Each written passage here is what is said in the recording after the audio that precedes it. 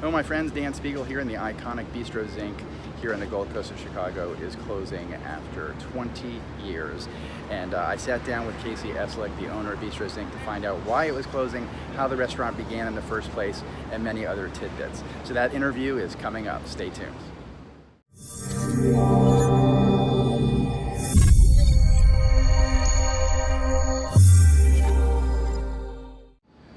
You know, as a successful home business entrepreneur, I had just moved to Chicago and was getting a little bit isolated at home, which can be a problem sometimes working from home. And we had just moved here, and I wanted to make some new friends. And I thought to myself, I don't need the job, but let's get back in the service industry so I can meet some new people, get out of the house, and have some fun here in our new city. And after a few fortunate occurrences, I ended up at Bistrot Zinc, and I as soon ended up being one of the less than 10% of people that actually love their jobs. And I absolutely love Bistrot Zinc. I've loved working here. What was supposed to be 6 months ended up being 3 years. And I'm so proud to have been working here before we closed.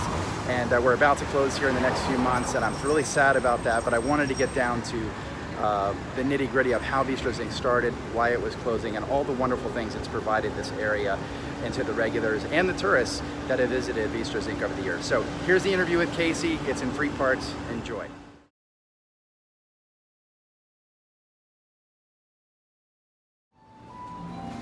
Well, Casey, lots of interesting news here around Bistrot Zinc in the last 3-4 months. I know that It's true.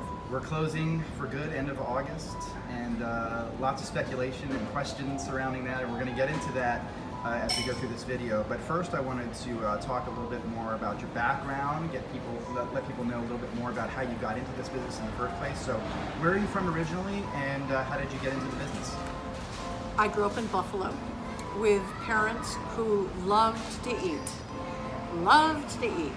My mother was one of those people who pulled recipes out of the paper and cooked them for dinner. And so we ate well. So we grew up sitting around a dining room table and talking.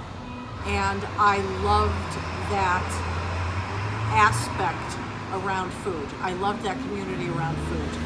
And then I moved to Vermont, and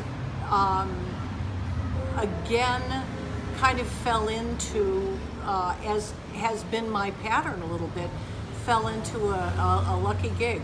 I had a friend who was running an inn, and I needed a job, and I think I was 21, and I said, "You've got to give me a job. Please give me a job." And he gave me a job for $3.10 an hour, working at the front desk of the Putney Inn.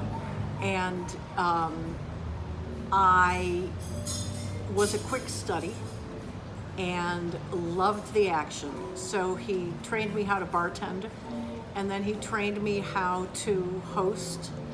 And then in the downtime in the afternoon, they sent me upstairs to work with the bookkeeper, and I thought that I had died and gone to heaven, because the time flew by and it was interesting, and I wore lots of different hats. And to this day, which is pretty much,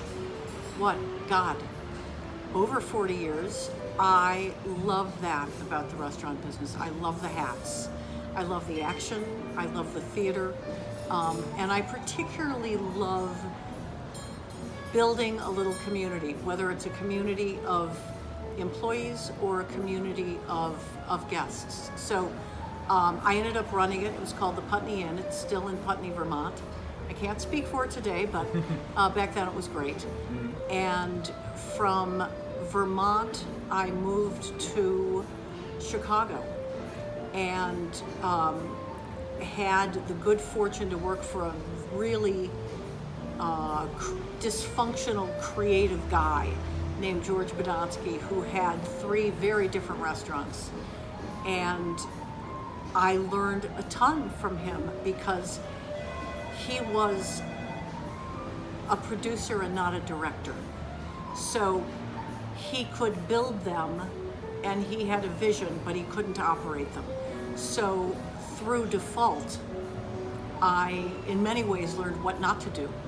and saw his mistakes, and but again loved it. And we also we booked music, and I booked all the music because I've always been a jazz lover and a music lover. So we had live music, and I booked the music and arranged the backup musicians and ran the restaurant, and again thought, oh yippee, I'm having a ball. And it was famous. It was called George's. It was on Kinsey behind the Mart, and you know, people like Ahmad Jamal and Ramsey Lewis and Carmen McRae and Sarah Vaughan, very famous jazz people, came into George's, and that was very exciting. After that, I worked for Let Us Entertain You for 6 years and ran a really big, crazy restaurant called Scoozy, and loved that too.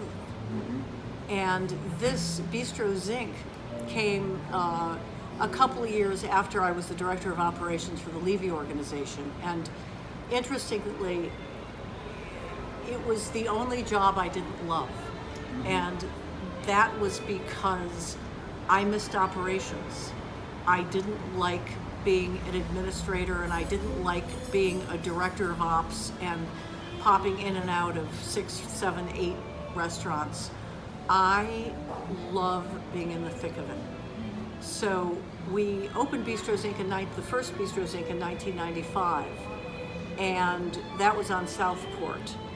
And we opened a French restaurant because at that time there were 1 million Italian restaurants, ranging from Goomba to serious northern cuisine, and there was very little French.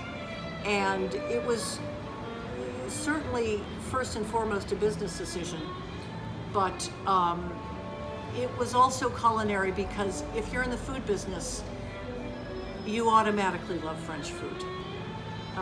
It almost comes with the territory.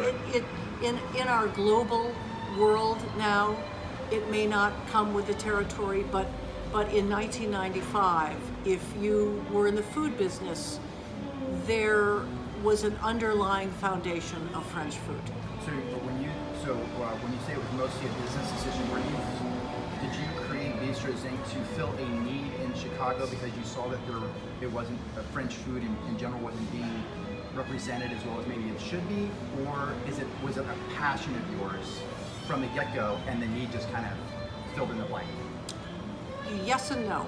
So I was approached by an investor who wanted to open a restaurant, Lance Knox, who's been my beloved business partner for 25 years now, and the only business partner I've ever had. And that's just sheer luck on my part. We were put together by an attorney, and it was a classic restaurant partnership of what we call the talent and the money.